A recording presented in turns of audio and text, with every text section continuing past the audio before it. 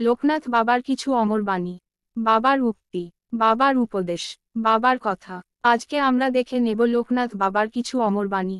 লোকনাথ বাবার উক্তি গুলি চলার পথে আমাদের সাহায্য করে। ত্রিকালজ্ঞ ব্রহ্মচারী শ্রী শ্রী বাবা লোকনাথ খুব অল্প বয়সে ব্রহ্মচর্য গ্রহণ করেছিলেন এবং তার বাল্য বন্ধু বেণীমাধব এবং গুরু ভগবান গাঙ্গুলির সাথে গৃহত্যাগ করেছিলেন। তিনি তার জীবন দূর দূরান্তে ভ্রমণ ও কঠোর সাধনার মাধ্যমে অতিক্রম করেছিলেন। পরবর্তীকালে তিনি তার গুরুর আদেশে হিমালয়ের এক পার্বত্য গুহায় কঠোর তপস্যার মাধ্যমে সিদ্ধি লাভ করেন ও ঈশ্বরের দেখা পান। ঈশ্বরের দর্শনের পর তিনি লোকহিতে কাজ করার উদ্দেশ্যে লোকালয়ে ফিরে আসেন। তিনি বাদুড়িতে তার আশ্রম প্রতিষ্ঠা করেন এবং সেখানেই তার অসীম জ্ঞান ভক্তদের মধ্যে বিলিয়ে দিয়ে থাকেন। এই মহান আত্মা লোকনাথ বাবার মহান উক্তিগুলি আজ আমরা দেখে নেব। আমি ছাড়া তোরা নিঃস্ব, এই ভাবটি ভুলিস না। আমি তোদের মধ্যে আছি এবং থাকব। আমি নিত্য, আমি অবিনাশী। আমার ভালোবাসা, আশীর্বাদ ও দয়া সারা বিশ্বময় ছড়িয়ে রয়েছে। তোরা শ্রদ্ধার সঙ্গে চেয়ে নে, কুড়িয়ে নে। রণে বনে জলে জঙ্গলে যেখানেই বিপদে পড়বি আমায় স্মরণ করবি, আমিই রক্ষা করব।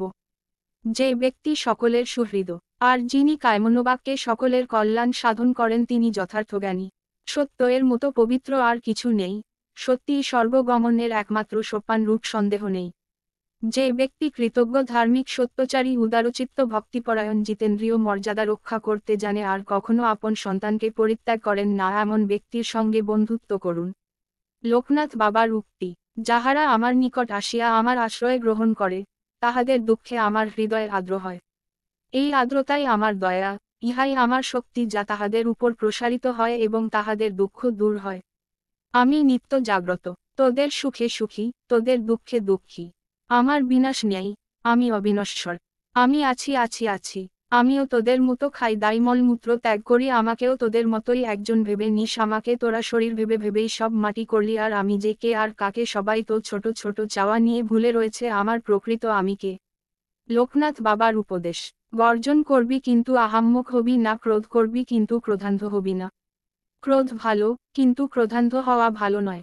দিন দরিদ্র অসহায় মানুষের হাতে যখন যা দিবি তা আমিই পাবো, আমি গ্রহণ করব। দরিদ্রতায় ভরা সমাজের দুঃখ দূর করার চেষ্টা করবি।